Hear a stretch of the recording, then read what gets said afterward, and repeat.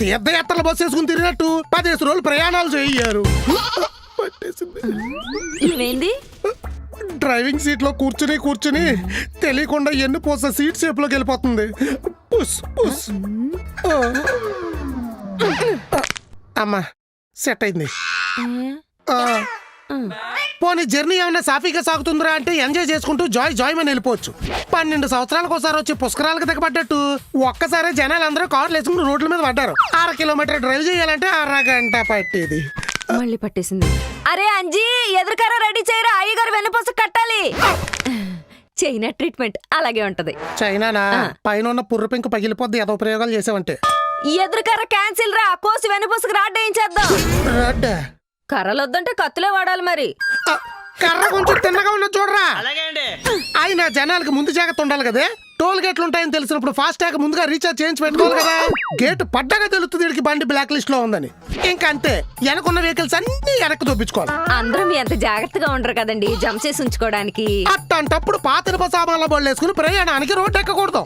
అంత లేదు, మన కార్ కూడా ఒక గేట్ దగ్గర బ్లాక్ లిస్ట్ లో పడింది. పడింది అయితే రావచ్చు. లగేజీలు కారులో ఉండేది లింగుమంటూ 4. కారు చుట్టూ 40 బ్యాగులు కడతారు.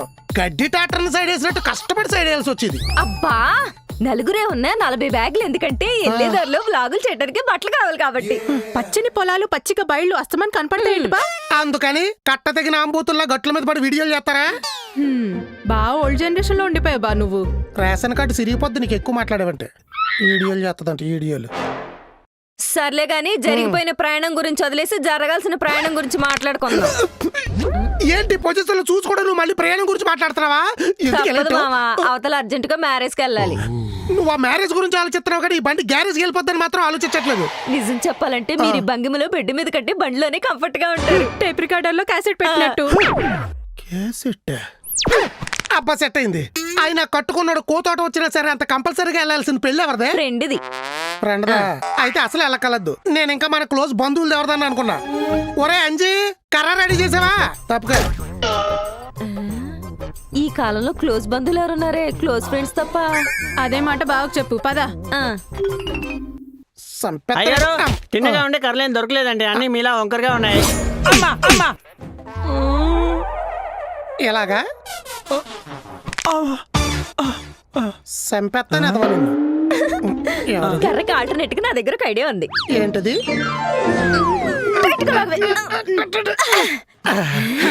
ఇప్పుడు చూడండి, ఇప్పాక ఈదులో ఎలక్ట్రిక్ బాల్ లాగా తిన్నగా అయిపోతారు. అరే లైట్ ఒకటి తయారా, నెత్తిమే పెట్టి నిలబెట్టేద్దాం. అలాగే అమ్మగారు.